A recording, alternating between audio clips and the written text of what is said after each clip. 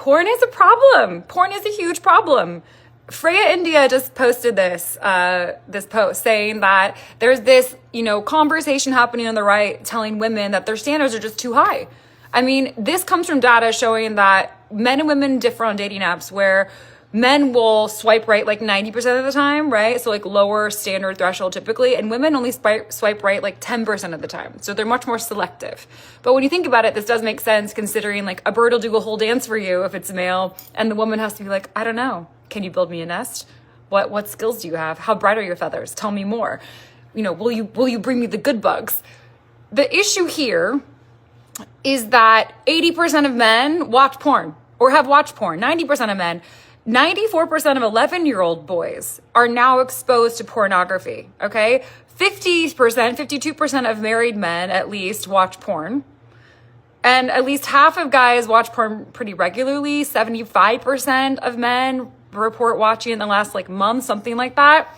So if you're like me and you're dating and you're single, and you want a nice guy that doesn't have issues, that isn't looking at other women. Frankly, honestly, here's a hot take. Are you ready? I think that men watching porn is kind of gay. You're watching another man have sex with a woman, and it's not you.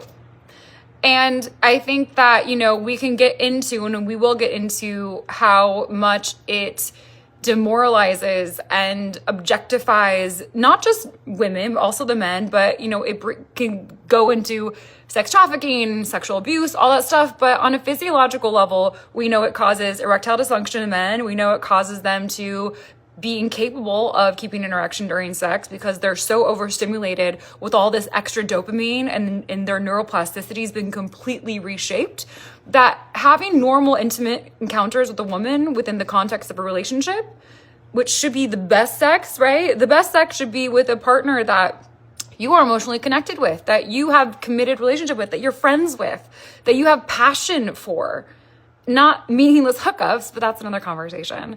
But men are literally rendering themselves impotent and incapable of having sex because they're so addicted to the pornography and the constant stream of new bodies, new experiences, right? So it's made dating for women very difficult because, as I've said before, I can tell within the first few minutes of a date now at this point, this is how scary it's gotten, whether a guy watches porn or not. I had certain guy just reached over across, the first date, by the way, there was no second date, reach over and choke my throat or put his hands on my throat. That's not normal. That's not normal. And it shouldn't be. So we're not being too picky. We just don't want porn addicts.